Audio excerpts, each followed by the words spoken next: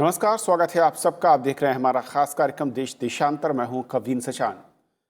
देश देशांतर में आज हम बात करेंगे कि बिहार में विधानसभा के चुनाव हो रहे हैं और इन चुनावों में किसी भी दल की रैलियों की तस्वीर को अगर आप देखते हैं तो शायद आपको ये अंदाज़ा नहीं होगा कि बिहार में कोविड के मामले हैं या कोरोना का खतरा कितना कम या ज़्यादा है। कमोबेश सभी दलों की चुनावी रैलियों में तस्वीर एक सी है। ना तो सोशल डिस्टेंसिंग दिख रही है और ना ही मास्क पहने लोग। जबकि चुनाव के ऐलान के वक्त चुनाव आयोग ने दिशा निर्देशों में ये साफ कर दिया था कि किस तरीके से जो कोविड-19 की गाइडलाइंस तय की गई हैं स्वास्थ्य संबंधी, उनका पालन करना जरूरी होगा और ये सभी दलों के लिए अनिवार्य है और इसको लागू कराने की जिम्मेदारी स्थानीय जिला निर्वाचन अधिकारी और स्थानीय पुलिस प्रशासन पर है। लेकिन इसके बावजूद जो तस्वीरें सामने आई हैं वो चिंताजनक हैं, जिसे लेकर चुनाव आयोग ने एक बार फिर से राजनीतिक दलों को चेताया है और कहा है कि वो उन सभी गाइडलाइंस का पालन करें, नहीं तो चुनाव आयोग कड़े कदम उठाने के लिए मजबूर होगा। आज समझेंगे कि असल में चुनाव के बीच में इन गाइडलाइंस का पालन क्या वाकई बहुत बड़ी चुनौती है और इसके उल्लंघन के मामले बिहार में इतने ज़्यादा क्यों हैं और इसे रोकने के लिए पहल या फिर कदम किस स्तर पर और किसकी ओर से उठाए जाने की जरूरत है और आयोग के पास क्या विकल्प हैं। हमारे साथ तीन बेहद खास मेहमान हैं। हमारे साथ मौजूद हैं ओपी रावत साहब, former chief election commissioner of India. Sir, बहुत बहुत स्वागत आपका। हमारे साथ हैं प्रदीप सिंह जी, वरिष्ठ पत्रकार। सर, आपका स्वागत है। हमारे साथ आर के श्रीवास्तव साहब हैं, farmer director general health services government of India. Sir, बहुत बहुत स्वागत आपका। शुरुआत में रावत सर आपसे करना चाहूँगा कि जब चुनाव का ऐलान हुआ, सब कुछ आयोग की ओर से साफ किया गया कि नामांकन के वक्त क्या प्रक्रिया होगी, कितने लोग जा सकते हैं, चुनावी रैलियां कैसे होंगी, वहां पर क्या गाइडलाइंस को फॉलो करना है और जिला निर्वाचन अधिकारी किस तरीके से इसे तामील कराएंगे, इसे लागू कराएंगे। लेकिन बिहार की तस्वीरों को देखकर ऐसा लगता नहीं है कि उसकी ज़रा से भी कहीं कोई, मैं कहूँ कि दल या कार्यकर्ता उसे मान रहे हैं या वो जमीन पर दिशा निर्देश लागू हो रहे हैं। ऐसा क्यों? मुझे ये लगता है कि जहाँ तक नामांकन प्रक्रिया है या दूसरी अन्य स्टेजेस हैं, उन पर तो कोविड-19 से संबंधित जो भी दिशा निर्देश इलेक्शन कमीशन के थे, उनका पालन साफ साफ दिखा था और मीडिया में भी उसके बारे में काफ़ी उल्लेख था। लेकिन जो पब्लिक मीटिंग्स या रैलीज हो रही हैं, उनमें इनका साफ साफ उल्लंघन दिखाई दे रहा है। तो इसके दो कारण हो सकते हैं। एक तो ये है कि जो रूरल एरियाज हैं जहां पर ये पब्लिक मीटिंग्स और रैलीज हो रही हैं, वहां पर इन गाइडलाइंस की जानकारी ना तो स्वीप कार्यक्रम के द्वारा पूरी तरह से पहुंची है और ना ही राजनीतिक दलों ने इस ओर कोई अधिक ध्यान दे पाया है। इसके कारण आम पब्लिक में, आम लोगों में उसके बारे में उतनी गंभीरता से जानकारी नहीं है। दूसरा, अपने देश में अगर आप देखें तो इवन जब हमने लॉकडाउन किया था, पूरा कर्फ्यू किया था, तब भी जो शहरों में झुग्गी बस्तियां थी या गांव में जो छोटे छोटे घरों वाले बस्तियां थी, उन पर इन कर्फ्यू आदेशों का कोई पालन हो नहीं सकता था, क्योंकि वो लोग देखते थे कि वहाँ सोशल डिस्टेंसिंग के लायक जगह ही नहीं है, स्पेस ही नहीं है। तो इस कारण भी थोड़ी सी लापरवाही लोगों में अपने आप आ जाती है। इसमें अगर इंफॉर्मेशन पूरी तरह से लोगों में दी जाती और इसके क्या कंसीक्वेंसेस उन्हें झेलने होंगे, कोविड-19 कितनी खतरनाक बीमारी है, इस सब की जानकारी अगर पूरी तरह से होती तो शायद ऐसी स्थिति पैदा नहीं होती। प्रदीप जी, क्योंकि जब हम नामांकन को देखते हैं, हालांकि नामांकन की जो गाइडलाइंस हैं उसमें भी हमने देखा कि प्रत्याशी ज़रूर जब नामांकन करने पहुंचे उसको फॉलो किया, लेकिन जो कार्यकर्ताओं का हुजूम है, चाहे वो नामांकन के वक्त रहा हो चाहे रैलियों में देख रहे हैं, कमोवेश एक जैसा दिख रहा है। मास्क तो बहुत दूर की बात है, सोशल डिस्टेंसिंग की आप कल्पना नहीं कर सकते हैं। जब किसी भी रैली हम देख रहे हैं 30, 40, 50 हज़ार की भीड़ हो रही है और ना ही वाहनों के काफिले को लेकर भी। तो क्या बिहार जैसे राज्य में और इस तरीके के चुनावी समर में गाइडलाइंस को फॉलो कराना वाकई बहुत चुनौतीपूर्ण है, बहुत ज़्यादा मुश्किल काम है स्थानीय प्रशासन के लिए, या फिर पब्लिक का इतना ज़्यादा अवेयर ना होना, या चुनाव को लेकर उसकी उत्सुकता कहीं जो डर है कोरोना का उस पर हावी है? देखिए कविन जी, पहली बात तो ये है कि इस माहौल में चुनाव का ये पहला अनुभव है। राजनीतिक दलों को भी, चुनाव आयोग को भी, राजनीतिक कार्यकर्ताओं को भी और जो जनरल पब्लिक है, वोटर है, उसको भी। उनको उनको ये समझ में नहीं आता है कि सोशल डिस्टेंसिंग, 2 गज की दूरी बनाकर पब्लिक रैली में कैसे शामिल हो। दूसरी बात, जिस तरह से राजनीतिक दलों की कार्यशैली रही है, उसमें एक सीमा के बाद वोटर पर चुनाव के समय दबाव डालना, उनको अनुशासित करना बहुत कठिन होता है। वो ऐसा कोई कदम नहीं उठाना चाहते जिससे लोग नाराज हो जाए। अभी रावत साहब कह रहे थे कि देखिए शहरों में जो झुग्गी बस्तियां हैं और गांवों में इस तरह की बस्तियां हैं, वहां सोशल डिस्टेंसिंग के लिए जगह ही नहीं है। ये बात तो ठीक है, माना जा सकता है, लेकिन मास्क लगाने में क्या समस्या है? तो ये एक ऐसी चीज है जो समझ के परे है। उसके 2 ही कारण समझ में आते हैं। एक, जो रावत साहब ने जिक्र किया कि अवेयरनेस की कमी है, जिसकी वजह से प्रधानमंत्री को भी राष्ट्र के नाम संदेश में इस बात को कहना पड़ा कि लॉकडाउन गया है, कोरोना वायरस अभी नहीं गया है। जब तक दवाई नहीं तब तक ढिलाई नहीं। ये संदेश उन्होंने दी कि आप अपने को बचाइए, अपने परिवार को बचाइए, अपने परिजनों को बचाइए, अपने आसपास के लोगों के जीवन की सुरक्षा कीजिए। उसके लिए 3 काम कीजिए: मास्क लगाइए, 2 गज की दूरी बनाकर रखिए और समय-समय पर हाथ धोते रहिए।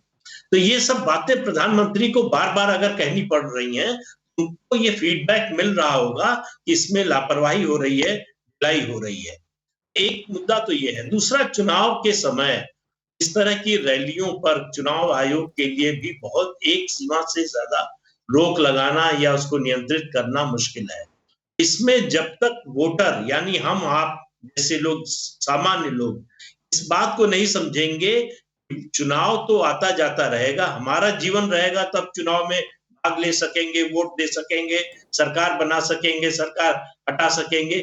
ये सब हम कर सकेंगे जब हम जीवित रहेंगे। तो उसके लिए और एक कारण मुझे और लगता है लोगों की लापरवाही का, ये जो रोज खबरें आती हैं, किस तरह से सुधार हो रहा है, रिकवरी रेट किस तरह से बढ़ रही है, डेथ रेट किस तरह से कम हो रहा है, तो शायद लोगों के मन में ये भी आ गया कि क्या हुआ, अगर हो जाएगा, ठीक भी तो हो रहे हैं, हम भी ठीक हो जाएंगे।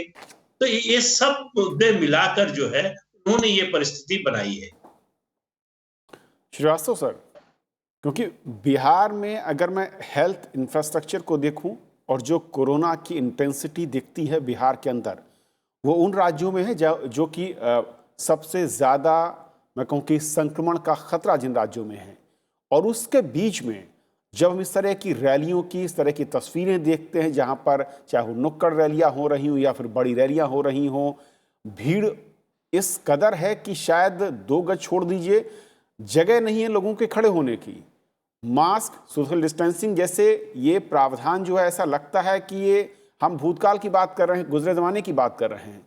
कैसे देखते हैं फिर इस खतरे को और गाइडलाइंस को इम्प्लीमेंट करने को लेकर जो जिम्मेदारी है जिस सिस्टम पर, उसका रोल क्या है?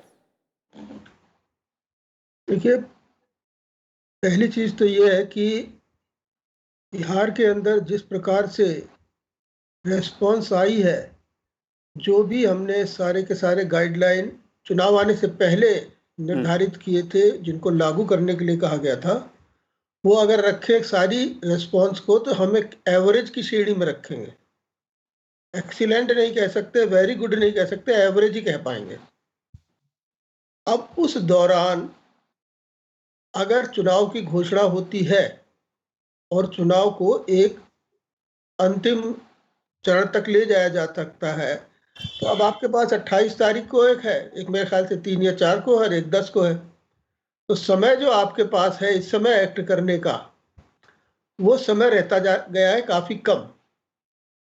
अब इस कम समय के अंदर जो विजिबल पिक्चर हमें नज़र आ रही है, टेलीविज़न पे नज़र आ रही है, खबरों में नज़र आ रही है, न्यूज़पेपर में नज़र आ रही है, वो ये है कि धज्जियाँ उड़ी हुई हैं। जितने भी सारे मेजर्स थे जो कि कोविड को रोकने के लिए, पहले तो शायद थोड़े बहुत हो भी रहे थे, लेकिन जहाँ तक चुनाव की रैलियों का संबंध है, चुनाव के अंदर और कार्यक्रम का संबंध है, उसका तो लेश मात्र भी उसके अंदर पालन नहीं हो रहा।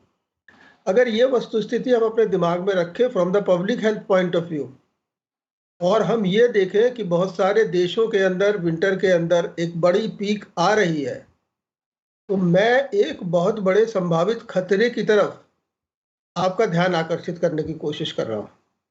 और ये संभावित खतरा ये है कि इलेक्शन खत्म हो जाएंगे, एसएमएस का पालन नहीं होगा, जो सारी लिखी हुई गाइडलाइन है थर्मल स्क्रीनिंग वगैरह उसकी भी धज्जियां उड़ जाएंगी। लेकिन उसके बाद एक ऐसी सिचुएशन आ जाएगी जहाँ पे कि हेल्थ सिस्टम, जो ऑलरेडी बिहार का हेल्थ सिस्टम कमजोर माना जाता है, उसके पास कैपेसिटी नहीं होगी इस राइज को, इस नंबर ऑफ केसेस को बर्दाश्त करने की। तो अब इस वस्तु स्थिति के अंदर इतने कम समय में हम कर क्या सकते हैं? 7 महीने होने के बाद ये अपेक्षित है कि समाज, समुदाय और इवन शहर में और गांव के अंदर वो इतना जागरूक हो गया होगा कि वो इस चीज के महत्व को समझे। उस महत्व को और समझाने की जरूरत है, सोशल मोबिलाइजेशन की जरूरत है, कम्युनिटी पार्टिसिपेशन की जरूरत है, जो सरकारों के द्वारा संभव नहीं है। इसके लिए इन्हें बहुत स्ट्रांग एनजीओ नेटवर्क को मोबिलाइज करके इसके साथ जोड़ना पड़ेगा कि जिसकी जान इन सब चीज़ों की वजह से खतरे में जा रही है, उसको कम से कम ये तो जानकारी मिले कि भाई अगर मैं अपने आप को बचा लेता हूँ इससे, तो मेरे लिए ये एक चुनावी प्रक्रिया से ज़्यादा महत्वपूर्ण है। और दूसरी जो चीज़ है कि ये नेशनल डिजास्टर मैनेजमेंट एक्ट के अंदर ये सारी की सारी कार्रवाई है, जिनके स्टेट जो बॉडीज हैं, उन स्टेट बॉडीज को इस समय भी इन चुनावी रैलियों के अंदर भी जो भी उनके पास एक्शंस है उनको स्ट्रिक्टली एडहियर करना पड़ेगा। बाकी अगर आप पार्टियों से ये एक्सपेक्ट करोगे कि वो इन सबको तरफ हेल्प करे तो ज़रा मुश्किल होगा, और लोकल एडमिनिस्ट्रेशन भी इसमें जितना दिखाने लायक सहायता कर सकता है वही करेगा। तो एक संभावित खतरे के बारे में बहुत अच्छी तरीके से पब्लिक को बताया जाना चाहिए, मीडिया को यूज़ करना चाहिए और कम्युनिटी को मोबिलाइज करना चाहिए, जिससे कम से कम हम एक बहुत बड़ी ट्रेजेडी में लैंड होने से बच जाए। ओके रावत सर, क्योंकि इलेक्शन कमीशन ने जो बात कही है, जो सख्ती की बात कही है, लेकिन ये भी दिख रहा है कि उसने फिलहाल ये जिम्मेदारी राजनीतिक दलों पर डालती है। और जैसा कि प्रदीप जी ने कहा, वो बिल्कुल स्वाभाविक है और सच है कि चुनाव के मौसम में कोई भी राजनीतिक दल किसी भी कार्यकर्ता या किसी भी वोटर को लेकर ना तो सख्त रवैया अपनाता है और ना ही इस तरीके का संदेश देना चाहता है। तो फिर अगर जिम्मेदारी जिसको दी गई है उसके पास विकल्प नहीं है और वो खुद इस स्थिति में नहीं है कि इस जिम्मेदारी को निभा पाए, तो जिम्मेदारी फिर निभाएगा कौन? क्या स्थानीय प्रशासन इस वक्त ज्यादा अलर्ट और उसकी भूमिका बढ़ जाती है या कोई और विकल्प? आपने सिद्धांत साहब बहुत सही मुद्दा उठाया है। मैं दीप जी और श्रीवास्तव जी के कथन से भी सहमत हूँ। अगर चुनाव आयोग शुरू से ही ये चीज समझ लेता कि अगर हम सिर्फ 10% खर्च की सीमा बढ़ा रहे हैं और उसमें मास्क, सैनिटाइजर और सारे कोविड के जितने भी पैराफर्नेलिया उन सबको भी शामिल करेंगे, तो उन्हें समझ लेना था कि इससे तो काम नहीं बनेगा। अगर सिर्फ मास्क भी उसमें से हटा दिया जाए कि वो खर्चे में शामिल नहीं होगा, तो पब्लिक मीटिंग में जो हर राजनीतिक दल का लक्ष्य होता है कि साहब हमारी पब्लिक मीटिंग में 50,000 लोग आए, हमने 50,000 मास्क बांटे, तो वो कह सकता था और उसका प्रमाण भी हो जाता कि हाँ 50,000 आए हैं। लेकिन आज वो ये नहीं कह सकता, क्योंकि मास्क अगर बांटेगा तो एक मास्क 20 रुपए का लगाने से उसका खर्चा बाहर निकल जाएगा और वो डिस्क्वालीफाई हो जाएगा। तो मुझे लगता है कि इस महामारी को देखते हुए इस तरह का प्रयास करना था, जैसा कि आपने सुझाया है कि चूंकि जिसको आप जिम्मेदारी दे रहे हैं उसके हाथ पैर बंधे हुए हैं, वो उसको पूरा नहीं कर पा रहा है। जो सजा के प्रावधान है धारा 51 डिजास्टर मैनेजमेंट एक्ट, अगर उसमें कार्रवाई की बात करते हैं तो वो महीनों लगेंगे। अभी उसमें इन्वेस्टिगेशन होगा, चालान पेश होगा, तब सजा मिलेगी। इन सब चीजों को देखते हुए प्रोएक्टिवली अगर ये हो जाए, अभी भी हो जाए, और अभी जिला प्रशासन इसको कर सकता है कि पब्लिक मीटिंग में मास्क जो है वो फ्रीली अवेलेबल होगा, सबको अवेलेबल होगा और 100% सब लोग लगाएंगे उसको। बंटने के बाद भी अगर कोई नहीं लगाता है तो अकेले उसके खिलाफ कार्रवाई होगी। तो संभावित है कि जो श्रीवास्तव जी ने भी बताया कि इलेक्शन के बाद क्या सिनेरियो होगा, वैसा नहीं हो पाएगा। और मैं एक उदाहरण दे सकता हूँ श्रीलंका का। श्रीलंका में भी चुनाव हुए 5 अगस्त को पोलिंग हुई, जबकि कोरोना पीक पर था, लेकिन उस इलेक्शन का कोरोना के स्प्रेड पर किसी भी तरह का कोई भी प्रभाव नहीं पड़ा। उसकी तुलना में एक चर्च में प्रेयर मीटिंग में ज्यादा लोग आ गए और वहां निर्देशों का पालन नहीं हुआ, उसकी वजह से इन्फेक्शन उस क्लस्टर में बहुत तेजी से बढ़ा।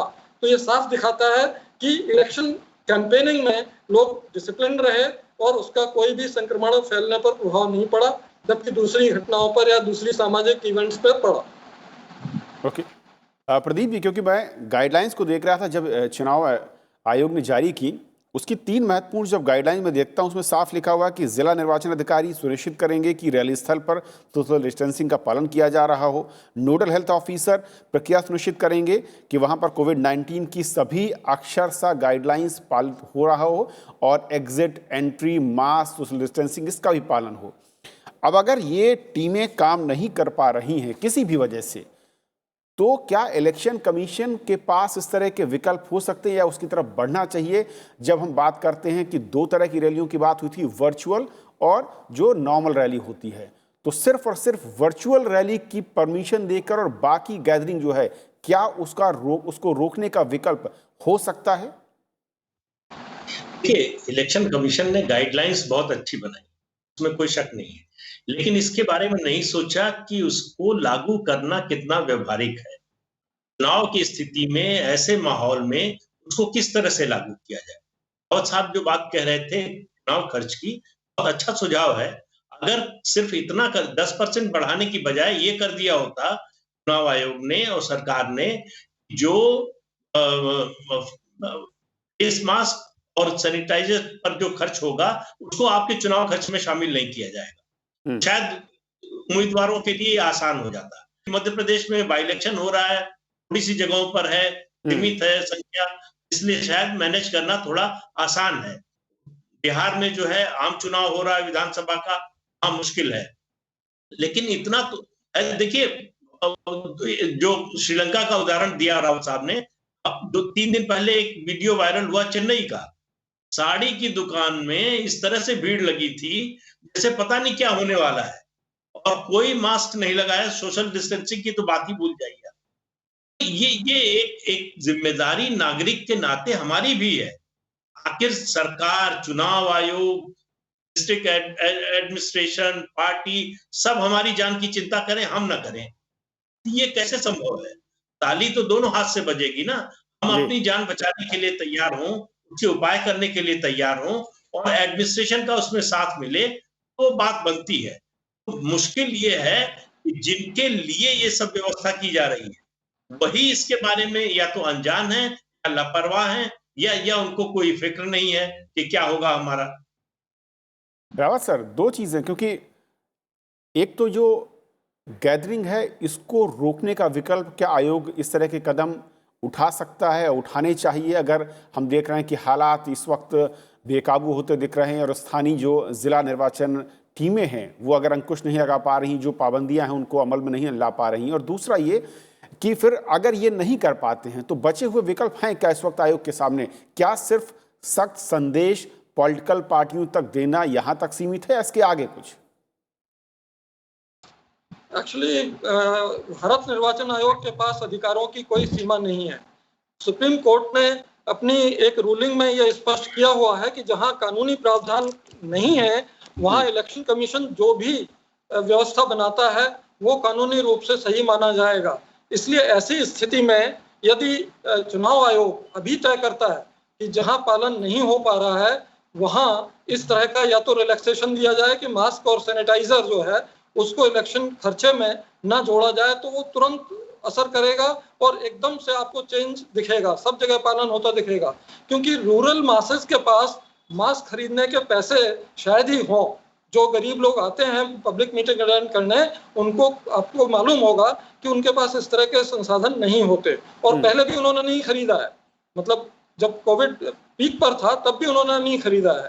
तो ऐसे में अगर ये निःशुल्क दिया जाए और राजनीतिक दलों की जिम्मेदारी ही रहे कि आपकी रैली में जो लोग आ रहे हैं उनको आप देंगे ये, और ये आपके खर्चे में नहीं जुड़ेगा, तो अभी भी इसका पालन सुनिश्चित हो जाएगा। अन्यथा जो प्यूनिटिव मेजर्स हैं कि जिस कंस्टिट्यूएंसी में पब्लिक मीटिंग्स में इसका रैंपेंट उल्लंघन हो रहा है वहां पर पब्लिक मीटिंग को ही बैन कर सकता है चुनाव आयोग, ताकि कोविड के स्प्रेड को रोका जा सके और एक उदाहरण प्रस्तुत किया जा सके कि भाई यहाँ राजनीतिक दल जो है फेल हो गए थे इस तरह के पालन कराने में, इसलिए वहां पे पब्लिक मीटिंग हमने बैन कर दी।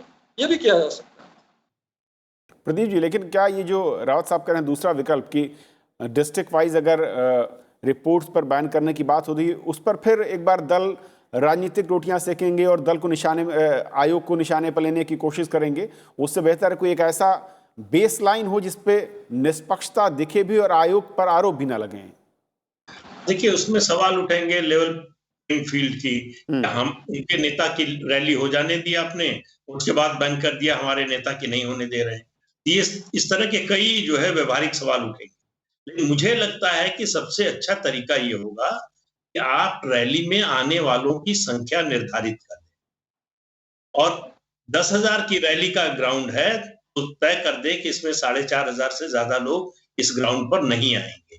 ये जिम्मेदारी डिस्ट्रिक्ट एडमिनिस्ट्रेशन की तय कर दे और पार्टी और जो भी उम्मीदवार है उसकी तय कर दे। तो शायद इसको लागू करना ज्यादा आसान होगा, बजाय इसके कि रैली हो जाए उसके बाद आप उस जगह को बैन कर दें। उस जगह की बजाय वो दूसरी जगह कर सकते हैं।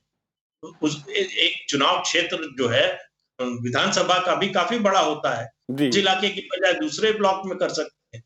वो उसके तरीके लोग निकाल लेंगे आयोग के जो है निर्देश को बताने के लिए। तो अच्छा होगा कि आप रैली में आने वालों की संख्या निश्चित कर दें और ये जिम्मेदारी जिला प्रशासन और जो उम्मीदवार और पार्टी है उस पर डालें कि आप सुनिश्चित करेंगे कि इससे ज्यादा लोग नहीं आए। तो एक तरीका हो सकता है। दूसरा, देखिए, मास्क की बात सिर्फ नहीं है, बात अवेयरनेस की है। जो प्रधानमंत्री ने प्रचारित किया कि आपके पास मास्क नहीं है, नहीं खरीद सकते, मान लीजिए गमछा है। ग्रामीण जीवन में हर व्यक्ति जो है कंधे पर गले में गमछा लटका कर चलता है, वो मास्क की तरह उसका इस्तेमाल कर सकता है अगर अवेयरनेस हो। अगर उसको लगता हो कि हमको खतरा है बिना मास्क के, तो उसके पास ये एक विकल्प जो है वो सदैव उपलब्ध है। सवाल वही है कि अवेयरनेस नहीं है।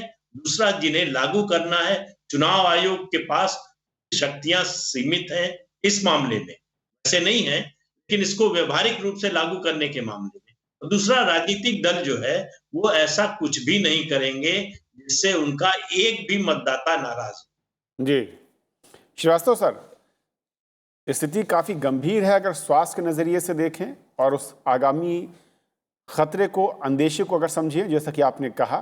लेकिन वहीं दूसरी तरफ राजनीति और चुनाव इस कदर हावी है कि जनता भी उस डर को भूल रही है और रैलियों को अगर आप देखेंगे तो नेतागण जो मंच पर होते हैं वो भी उस सोशल डिस्टेंसिंग और मास्क से अछूते नजर आते हैं। तो रास्ता आपकी नज़र में क्या है इस वक्त इस चुनावी सरगर्मी के बीच में उस संक्रमण को फैलने से रोकने का? देखिए, टोटल विंडो ऑफ अपॉर्चुनिटी 20 दिन की है और 20 दिन के अंदर वो सारा कर गुजरना है जिसके जरिए कम से कम लोग बीमारी से संक्रमित हों। तो हमारे जो एसएमएस है उसके अंदर जो 3 शीट एंकर हैं उनमें एक शीट एंकर हमें अपना टारगेट बनाना पड़ेगा और उसको ही प्रमोट करना पड़ेगा, जो कि मास्क है। मास्क आप गैदरिंग को कम कर सकते हैं, एलिमिनेट कर सकते हैं तो सिर्फ वर्चुअल सिस्टम से कर सकते हैं, जो कि शायद इस समय एक्सेप्टेबल ना हो। सैनिटाइजेशन जो वर्क है वो सैनिटाइजेशन का वर्क जो आपके और प्रोसेसेस है इलेक्शन के उस जगह हो रहा है और हो भी पाएगा, लेकिन मास्क एक ऐसी चीज़ है जो डूएबल है और मास्क कम से कम इस संक्रमण को अगर ये होता है तो 50-60% तो कम करने में सहायक होगा। दूसरा चीज़ जो है, जो महत्वपूर्ण चीज़ है कि सब जान रहे हैं कि मेरी जान खतरे में है, सब ये भी मान रहे हैं कि मेरी जान खतरे में डालने से अच्छा है कि मैं कुछ उसकी सुरक्षा का प्रबंध कर लूं। तो वो सुरक्षा का प्रबंध मास्क के जरिए जहां सरकार कर सकती है वहां वो अपने स्वयं घरेलू टाइप के मास्क, जिसको कि फेस कवर या गमछा या ये सब चीज़ें कहे जाते, उसके ज़रिए कम कर सकते हैं। बाकी जहाँ तक मैं समझता हूँ कि इसके साथ साथ अगर आप ये देखते हैं कि ये जो हमारे 4 मेन स्टेक होल्डर चुनाव के हैं उनके जरिए संभव नहीं है, तो कृपया कम्युनिटी को इन्वॉल्व करिए, कम्युनिटी का पार्टिसिपेशन कराइए, कम्युनिटी को एम्पावर करिए, नॉन गवर्नमेंटल ऑर्गेनाइजेशन को इन्वॉल्व करिए। अरे इतनी सारी जगह, मेरे ख्याल से 300 प्लस जगह पे आपकी चुनाव होने जा रहा है। उस जगह छोटे छोटे ग्रुप अगर आपके बन जाए और वो कम्युनिटी को मोबिलाइज कर सकते हो, तो कुछ नहीं तो 40-50% आपकी नंबर जो है वो इन रैलीज में कम हो सकते हैं। और इससे हम क्या देखते हैं कि जो विंटर वाला टाइम आएगा, जब विंटर वाले टाइम में सारे संसार में सब जगह बढ़ रहे हैं, तो ऐसा तो नहीं होगा कि हिंदुस्तान में नहीं बढ़ेंगे। बिल्कुल। लेकिन अगर उसकी मात्रा उतनी हो जाए, उतनी सीमित हो जाए कि हेल्थ सिस्टम उसको एकोमोडेट करने के लिए काबिल रहे, तो वो हम चीज़ अचीव कर लेंगे। मैं नहीं समझता कि इससे ज़्यादा इसके अंदर कुछ अचीव किया जा सकता है। रावत सर, एक आखिरी कमेंट में चाहूँगा, स्थानीय जो अधिकारी हैं चुनाव से जुड़े हुए, उनके रोल को और ज़्यादा वो उनको चाहिए कि एक्टिव और प्रोएक्टिव तरीके से इन दिशा निर्देशों को अमल में लाएं, और उसके लिए ज़्यादा उन्हें पावर्स की ज़रूरत है, या उनके पास पावर्स से सिर्फ इस्तेमाल करने से शायद वो बच रहे हैं? मुझे ये नहीं लगता, क्योंकि इसमें व्यवहारिकता सबसे बड़ा इशू है। जैसे चुनाव आयोग के निर्देश में साफ लिखा हुआ है, मैदान की जितनी कैपेसिटी होगी उससे आधे से अधिक आप लोगों को अलाउ नहीं करेंगे। वहां आप लोगों के खड़े होने या बैठने की जगह भी निर्धारित करेंगे। ये सब चीजें जिला प्रशासन ने बड़ा मेटिकुलसली किया है। लेकिन जब भीड़ आनी शुरू होती है और नेता आ जाते हैं, उस समय आपके हाथ में ये नहीं रहता कि आप क्या करें। अगर वो आ गए हैं इतने सारे लोग, आपके पास हैंडफुल पुलिस फोर्स होता है, उस समय गोली चलाने के अलावा और कोई साधन नहीं होगा कि आप उनको रोक सकें। तो ऐसे में जो पहले कहा गया है कि सबसे पहले तो अवेयरनेस लेवल बहुत बढ़ाया जाना चाहिए था चुनाव के पहले, जो मुझे लगता है रूरल एरिया में पर्याप्त नहीं हो पाया है, और इसीलिए रूरल एरिया में लोगों को नहीं जानकारी। दूसरा यह पहलू भी है कि रूरल एरिया में लोगों को इसका भय नहीं हुआ है, क्योंकि वहां कोरोना उन्होंने देखा ही नहीं है, इसलिए उन्हें चिंता नहीं लगती है। तीसरा जो इम्पोर्टेंट चीज अभी श्रीवास्तव जी ने कहा है, मास्क। मास्क इसको 90% तक बचा सकता है। गमछा या वो सब ना बचा पाए, लेकिन मास्क इसको बिल्कुल बचा सकता है। और अगर उसको ही इलेक्शन एक्सपेंडिचर से बाहर रख के ये जिम्मेदारी आयोजकों पर थोपी जाए कि आपको 100% मास्क लोगों को देना होगा जो आपके वहां आए हैं, तो मुझे लगता है इससे पार पाया जा सकता है और इन्फेक्शन को काफी हद तक फैलने से रोका जा सकता है। और इस मिड कोर्स, मतलब 15 दिन का ही कैंपेन पीरियड बचा है, इस मिड कोर्स में जो भी सुधार संभव है वो किया जा सकता है। बहुत बहुत शुक्रिया आप तीनों मेहमानों का हमारे साथ इस बहुत ही महत्वपूर्ण मसले पर जुड़ने के लिए और अपनी राय रखने के लिए कि कोरोना संकट के बीच बिहार और मध्य प्रदेश में जो विधानसभा के चुनाव है, वहां पर किस तरीके से कोविड-19 स्वास्थ्य दिशा निर्देशों का उल्लंघन हो रहा है और इसके चलते खतरा क्या है और उससे बचने का रास्ता क्या हो सकता है। आज फिलहाल इतना ही। नमस्कार।